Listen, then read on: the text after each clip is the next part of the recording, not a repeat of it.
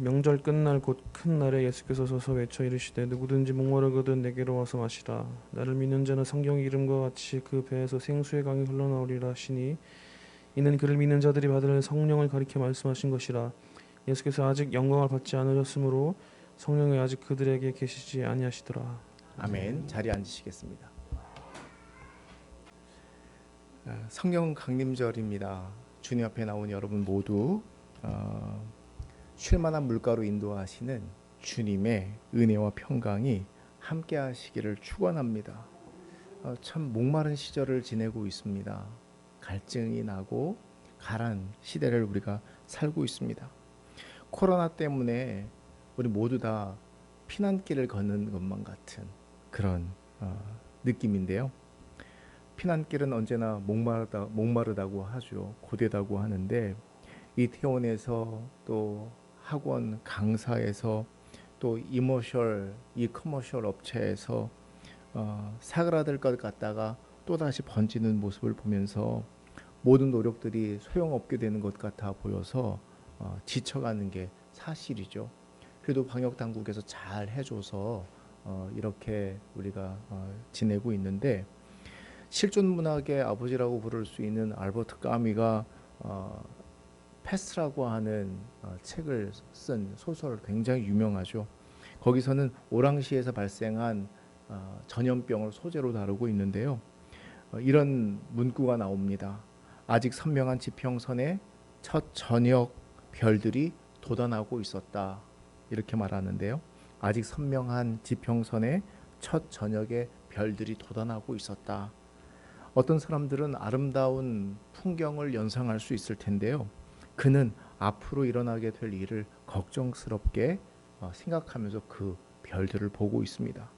더 어둑해지면 무수한 별들이 나타나는 것처럼 아직 흐릿해서 한두 명밖에 의심 환자가 발생하지 않았는데 그렇다고 패스라고 확실하게 말할 수 있는 것은 아니지만 이제 곧 그렇게 될 것만 같아서 그가 어스름해져가는 그 저녁을 보면서 별들이 돋아나고 있었다.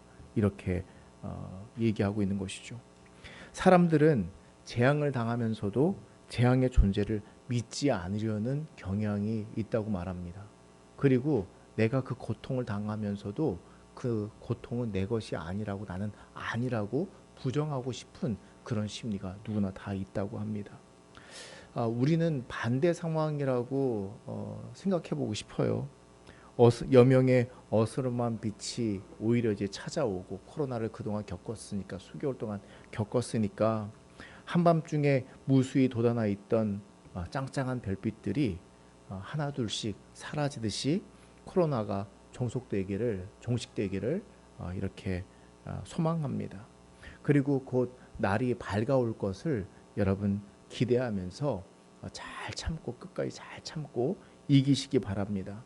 그러기 위해서 정부의 당부대로 조금 더 조심하고 노력하면 되는데 근데 이 어제 기사를 보니까 이 기사가 사람들을 계속 불안하게 만드는 것인지 아니면 사실인지 아니면 경각심을 잃은 젊은이들이 문제인지 그 야간에 그 포차 무슨 뭐 술 마시는 무슨 포차 뭐 이런데 사람들이 젊은이들이 몰렸다. 뭐 아직까지 정신 못 차렸다. 뭐 이런 식의 내용들을 보는데요. 우리가 서로 조심해야겠죠. 그래서 우리가 이제 들어올 때도 특히나 이제 그 보건 당국에서 열 체크나 이런 거 확실하게 해달라고 그랬으니까 우리가 또 그렇게 확실하게 따르는 것이 나중에 또 문제가 될 때 이렇게 하면 또 문제가 돼도 그게 확산되지 않고 잘 넘어가더라고요. 그것을 기억하면서 조금 더 지혜롭게 힘을 내시기를 바랍니다. 어느 댓글에 누군가가 이런 댓글을 달았어요. 이태원발 거짓 학원 강사발 교회발 감염을 욕하고 비난하고 막 그렇게 누가 그렇게 비난하니까 그에 대한 댓글로 당신도 코로나에 걸려서 지금 대책 없이 쏟아놓는 비난과 욕을 똑같이 당할 것이다. 이렇게 써놨습니다. 지금은 비난이 도움이 되지 않는다는 이야기이죠. 가만히 생각해 보면 얼마나 짜증나고 또 힘들고 그러면 이렇게 얘기할까? 모두가 목마르는 것이 사실입니다.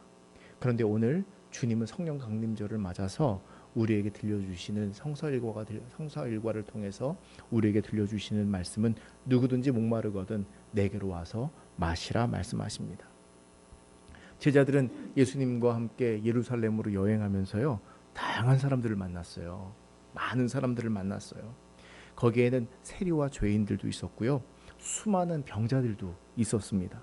수가성의 여인, 여러분 잘 아시죠? 사마리아를 지나가다가 만난 수가성의 여인이라든가, 또 이방 여인이었는데요, 예수님 앞에 나와서 자비를 구했던 수로보니게 여인도 있었습니다.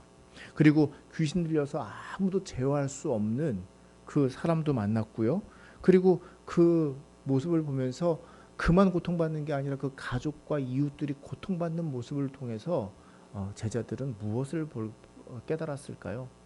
아마 이런 생각들을 했을 것 같아요. 어느 유튜버 여행 유튜버가 있는데요. 여행을 하면서 세계 각지를 다니면서 그 짤막짤막한 단상들을 올리는 유튜버가 있는데, 처음에는 그가 이제 그 문화에 대한 선입견과 편견 때문에 그 사람들 이런 사람들 자기 적응이 안 된다 이런 식의 반응인데, 다니다 보니까 사람들의 겉으로 보이는 겉모습이 아니라 그 안에 있는 삶의 심층 속에 있는 삶의 어떤 아픔이라든지 사람 살아가는 모습에 대한 애환을 보기 시작하는 거예요. 아마 예수님의 제자들도 주님과 함께 예루살렘으로 여행하면서 처음에는 어땠는지 모르겠지만 다니면서 느끼는 것은, 사람들을 만나면서 느꼈던 것은, 이 사람들을 아마 깊이 있게 바라보면서 이런 생각들을 했을 겁니다. 자기보다 더 힘든 사람들도 있고, 자기보다 더 아픈 사람도 있고, 자기보다 더 큰 상처를 가진 사람도 있고, 자기보다 더 불행한 사람도 있구나. 여러분, 사실은 그들이 만난 모두가 목마른 자들이었습니다. 그 삶을 들여다보니까 목말랐다는 거예요. 목말랐어요. 근데 그걸 모르고 살아가는 사람도 있고, 그것을 풀기 위해서 풀기를 원하는 사람도 있었고, 여러분 수가성의 여인 같은 경우는 그 남편의 문제 때문에 힘겨워했는데, 그런데 그가 찾은 것은 무엇인가 하면 예배할 처소를 주님 앞에 물었거든요.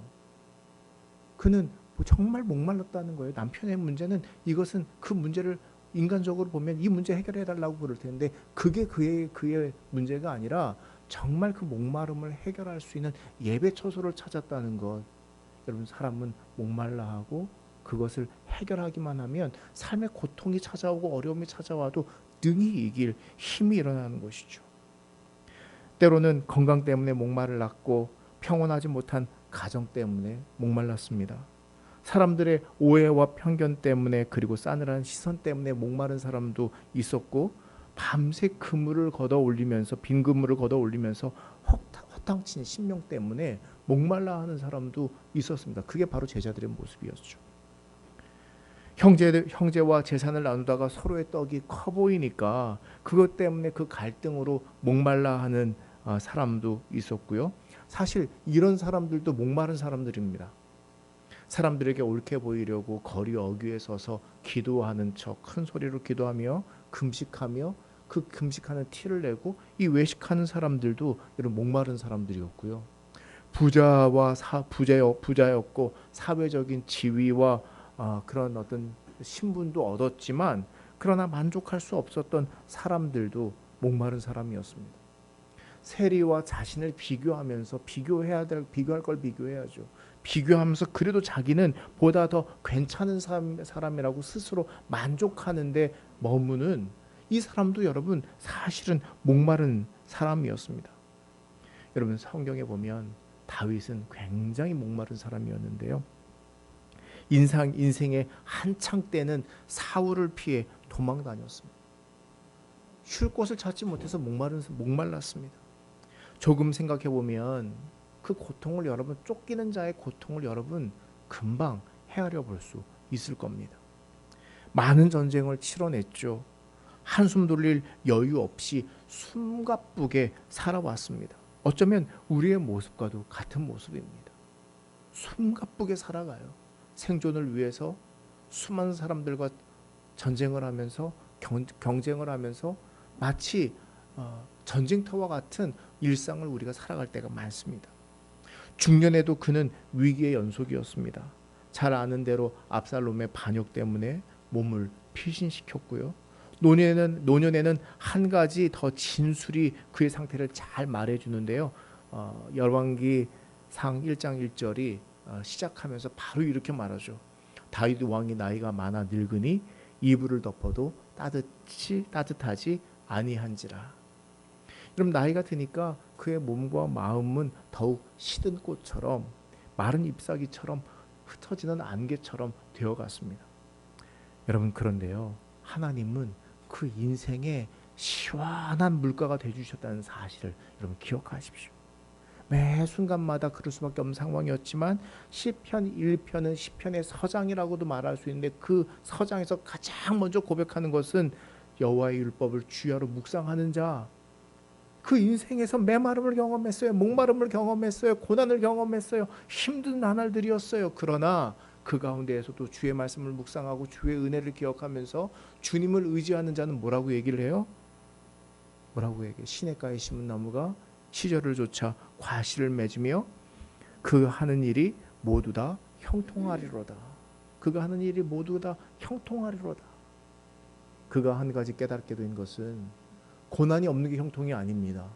그냥 평탄한 인생길 걸어가는 게 형통이 아니에요. 안 될 것 같아 보이고 안 될 것 같아 보이지만 고난이 닥쳐오고 큰 파도가 닥쳐오고 광풍이 인생 가운데 불지만 그러나 그것을 이겨내고 마치 풍랑 뒤에 맞는 평온함처럼 결국은 승리하는 것이 형통입니다. 그 인생에서 수많은 목마름을 경험했고 수많은 고난을 경험했고 수많은 위기를 겪었지만 하나님을 의지하면서 주님께서 쉼을 얻게 하시고 어느 순간 그 보호 날개 아래 품어서 이스라엘을 옮겨준 것과 같이 그의 인생을 큰 고난과 환난으로부터 품어 안으시고 겪어오게 이기게 하셨고 또 큰 풍랑이 일어났을 때 정말 어찌할 수 없을 것만 같아 그때에도 주님은 그 마음을 중심을 붙잡아 주심으로 마치 든든한 반석 위에 서 있는 것과 같은 그런 은혜를 주셨습니다.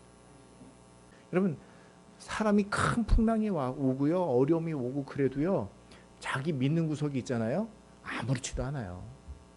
그런데 다윗은 풍랑이 닥치고 어려움이 닥칠 때 믿는 구석이라고는 아무것도 없었어요. 그러나 누가요? 하나님이 믿는 구석이 되어주셨어요. 왜냐하면 하나님은 수많은 위기 때마다 건져주신 것을 경험했거든요. 한 번, 두 번 경험했어요 말이죠. 오히려 그 경험 때문에 그의 믿음을 든든하게 붙잡아 주셔서 또 어려움이 찾아와도 어때요? 하나님이 또 지켜주실 텐데, 또 은혜 주실 텐데, 또 이기게 하실 텐데 하면서 하나님이 믿는 구석이 되어 마치 반석 위에 세운 집은 무너지지 않는다고 했던 것처럼 수많은 위기가 찾아와도 무너지지 않고 이길 수 있게 되었습니다. 여러분, 하나님은 목마름을 채워주셨고 그 인생에 생기를 불어넣어 주셨습니다.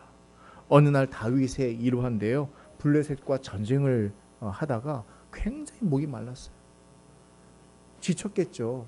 목이 너무너무 말라서 베들레헴 성문에 우물이 있었는데 그 우물을 누가 좀 떠다 주면 좋겠다, 이렇게 그냥 툭 내뱉듯이 말을 한 거예요. 근데 그 베들레헴은 블레셋이 진을 치고 있었거든요. 어떻게 거기에 가서 물을 떠다 주겠습니까? 그런데 3명의 용사가 그 적진을 뚫고 가가지고 블레셋을 뚫고 들어가서 거기서 물을 떠다가 다윗에게 가져왔어요. 다윗이 그 물을 보고 고작 나에게 그 목마르다고 하는 그 말 듣고 자신의 목숨을 걸고 가져와서 목숨을 걸고 그 물 가져온 그 물을 보고서 이거 그냥 마실 수 없는 것이죠. 그래서 그것을 하나님께 부어드립니다. 하나님, 이것은 단순히 물이 아니라 저들의 피값입니다. 자신의 진정한 가람이 무엇인지 그제야 깨닫게 되었던 거예요. 그것은 단순히 가람은 단순히 물을 못 마셔서 목마름이 아니라 수많은 대적자들 가운데 누가 자신의 목숨까지도 바쳐서 이 전쟁에 나가서 함께 싸워줄 사람이 있는가? 아마 내심 이런 것들 때문에 목말랐을 거예요. 그런데 그 세 용사가 물을 떠오는 모습을 보면서 자신의 목숨까지도, 그것도 왕의 목마름을 해결해 주고자 그것 때문에 가서 목숨 바쳐 물 떠온 모습을 보면서 정말 그의 가람이 진정으로 해결되었던 것이죠.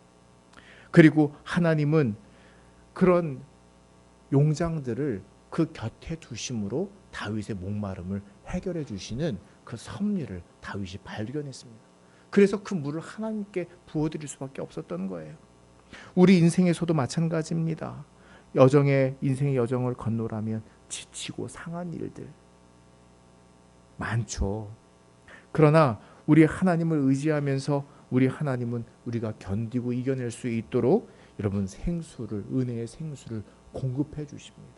여러분 이것을 모두 다 마시고 누리고 그래서 힘을 얻고 소성케 되는 역사가 일어나기를 바랍니다. 여러분 갈증 났을 때 그 물 한 모금 마시면서 소성되는 역사가, 신기한 게요. 여기 아침에 새벽 예배 때 제가 깜빡 잊고 며칠 물을 안 준 식물들이 있는데 축 처져 있는데요. 아이고 미안하다 그러고 물을 이렇게 떠다 줘요. 그래서 이제 아침에 이제 집에 갔다가 식사하고서 다시 출근할 때 보면 얘들이 짱짱해져 있어요. 그게 얼마나 신기한지 몰라요. 짱짱해져 있어요. 그 잠깐 사이에. 마찬가지 아닙니까? 우리가 시들 수 있어요. 목마를 수 있어요. 힘겨워서 지칠 수 있어요. 그러나 하나님께서 주시는 은혜를 공급받으면, 여러분 이 시간도 주님께서 주시는 성령 충만함을 받으면 우리의 심령 가운데 용기가 일어나고 새 힘이 일어나서 짱짱해져서 세상에 나아가서 담대하게 승리할 수 있는 줄로 믿으시기 바랍니다. 주님께서 그걸 원하시기에 오늘 우리를 불러주신 것이죠. 주님은 와서 마시라고 초대하십니다. 여러분 와서 마시라는 것은 무엇입니까? 여러분 그렇죠. 주님 앞에 나와서 마셔야죠. 그런데요, 여러분 주님께서 특별히 와서 마시라 한 이 음성으로 우리를 적극적으로 초대하고 계시고 우리의 적극적인 믿음을 기대하고 계시다는 사실을 기억하십시오. 여러분 엄마가 딸한테 얘야 밥 먹어라 부릅니다.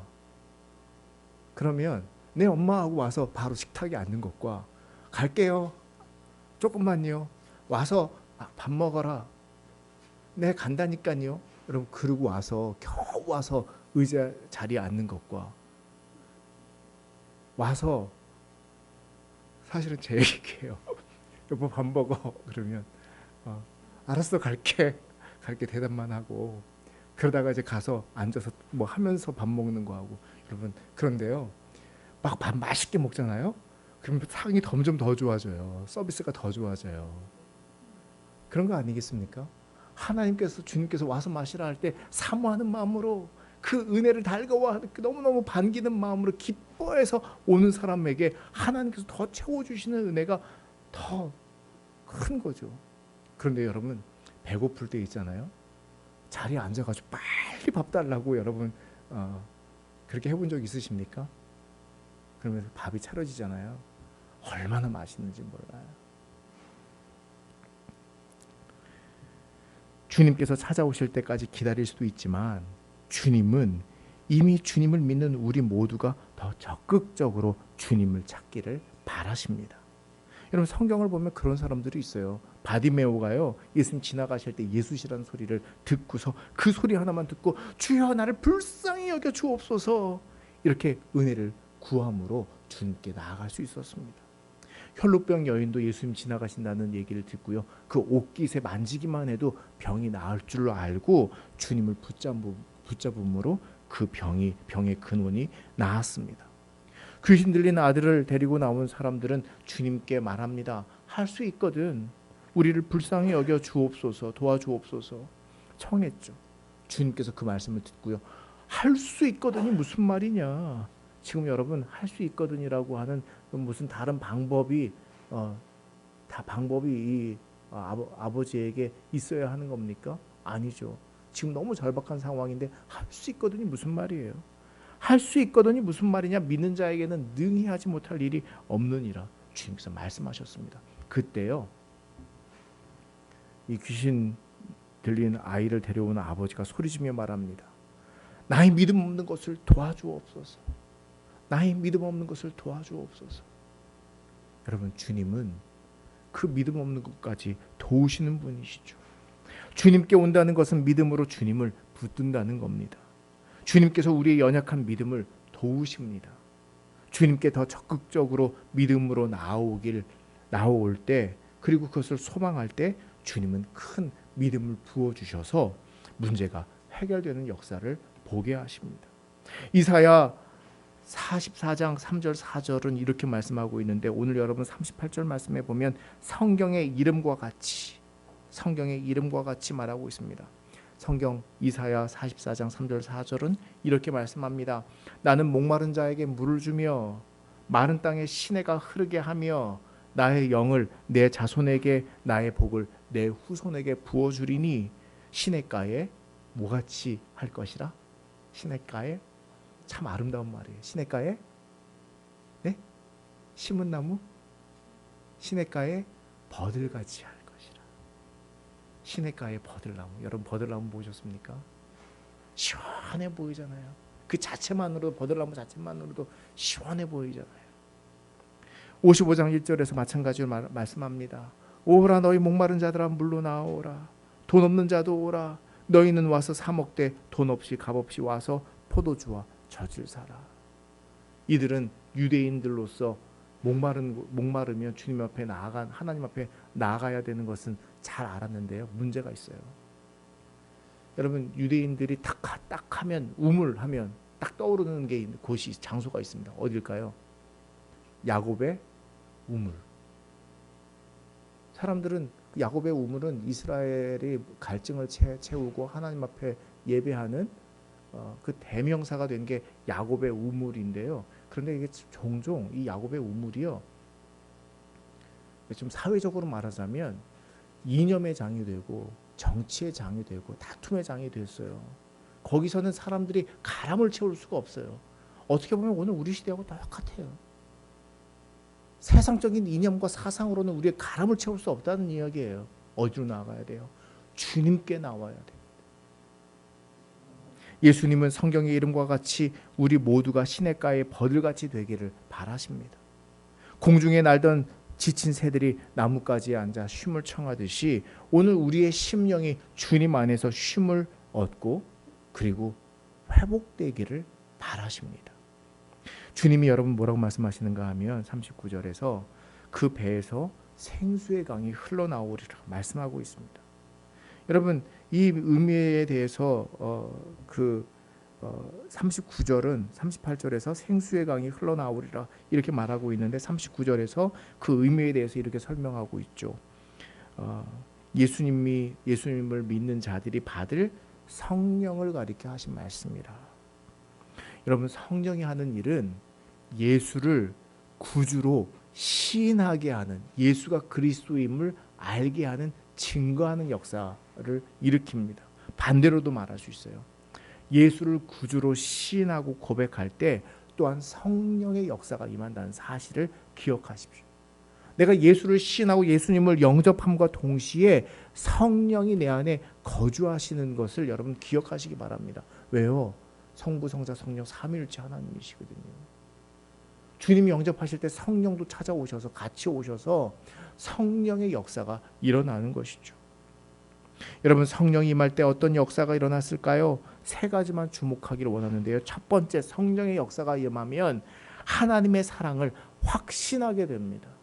기억하십시오. 성령의 역사가 임하면 하나님의 사랑을 확신하게 됩니다. 바울은 곤고한 자였습니다. 마음으로는 하나님의 법을 사랑하지만 육신으로는 죄의 법에 사로잡혀 있는 것을 그는 계속 괴로워하면서 자신의 곤고함에 누가 이 사망의 몸에서 나를 건져낼 수 있을까 탄식했던 사람입니다. 그러나 예수 안에 있는 생명의 성령의 법이 죄와 사망의 법에서 자신을 건져냈음을 그가 알았습니다. 그래서 로마서 8장 35절은 이렇게 말씀하고 있죠. 누가 우리를 그리스도의 사랑에서 끊으리요? 환난이나 곤고나 박해나 기근이나 적신이나 위험이나 칼이랴. 계속해서 39절은 어떤 피조물이라도 우리를 우리 주 예수 그리스도 안에 있는 하나님의 사랑에서 끊을 수 없느니라. 성령의 역사를 통해서 하나님의 사랑이 끊어질 수 없음을 여러분 우리가 깨닫게 되는 거예요. 우리가 살면서 때로는 하나님의 사랑을 충분히 받는다고 하는 그런 믿음이 있을 때도 있지만 하나님 앞에 죄를 받고 벌을 받고 하나님의 저주를 받는다고 여길 때 내 인생이 하나님 앞에서 심판받는다고 느껴질 때도 있거든요. 사실은 그럴 마음이 들 때도 있거든요. 우리 존재의 기반이 사랑의 하나님이신데 그 사랑의 하나님이 내게서 떠나갔다고 느껴질 때도 있거든요. 그런데 그래서 자신의 인생을 부정하는 경우도 있게 됩니다.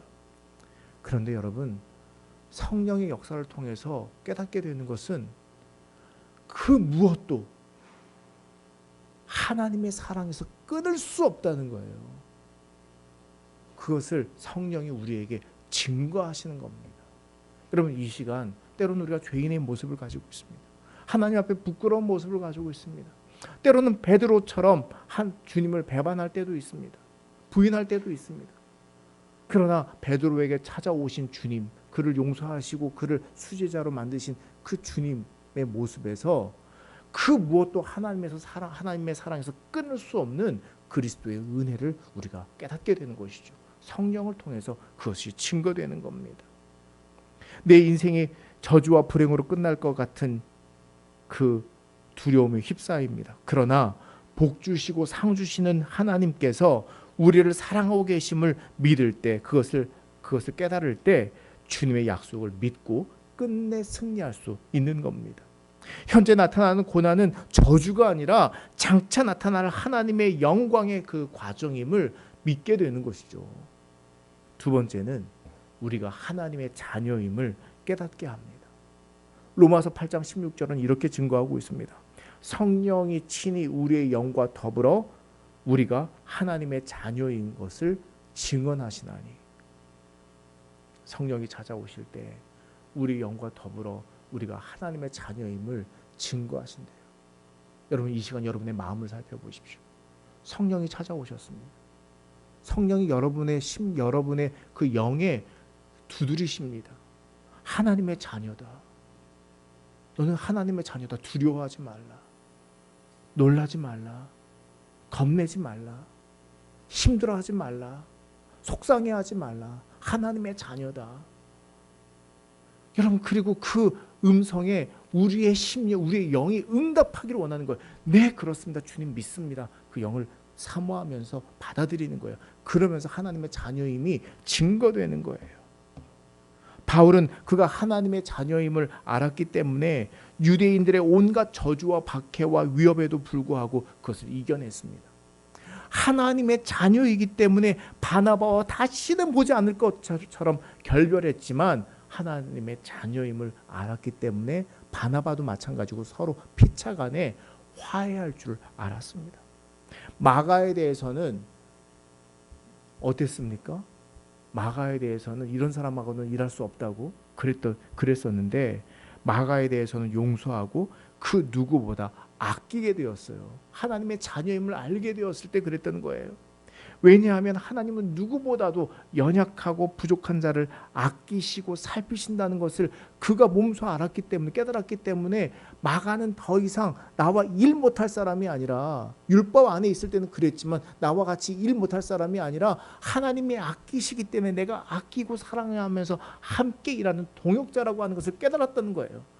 하나님의 자녀이기 때문에 동일하게 형제 자매가 자녀임을 알고 서로 합력하여 선을 이루게 되는 것을 그가 깨달았던 것이죠. 베드로는 자신이 하나님의 자녀임을 알았기에 유대인의 유력한 자들을 두려워하지 않고 복음이 사마리아 땅끝까지 증거되기를 바랬습니다. 하나님의 자녀이기에 우리 안에 하나님의 사랑이 나타나는 거예요. 그것을 통해서 너희가 사랑하면 내 제자인 줄 알리라. 우리 안에 하나님의 주님의 사랑이 임할 때 정말 제자인 줄, 하나님의 자녀인 줄 세상이 알게 되는 것이죠.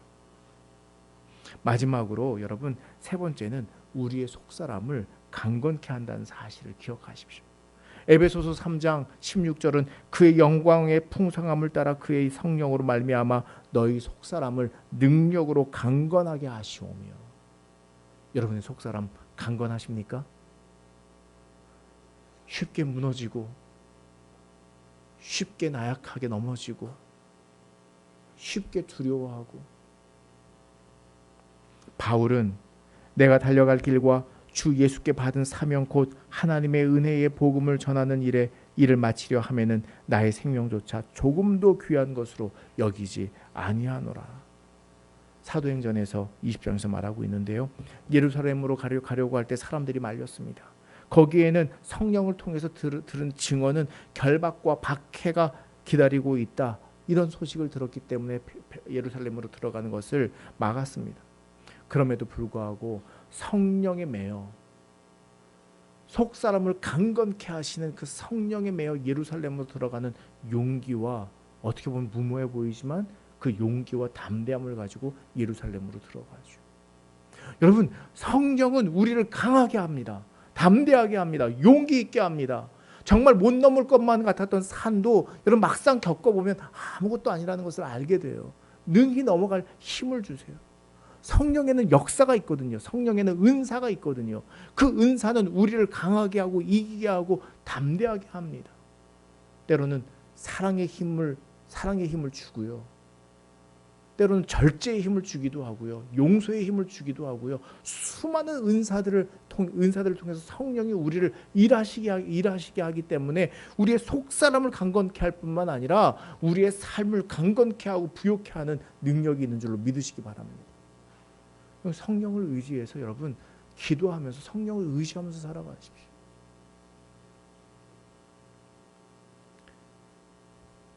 고린도후서 3장 17절은 주는 영이시니 주의 영이 계신 곳에 자유가 있느니라 말씀합니다. 자유는 곧 힘입니다.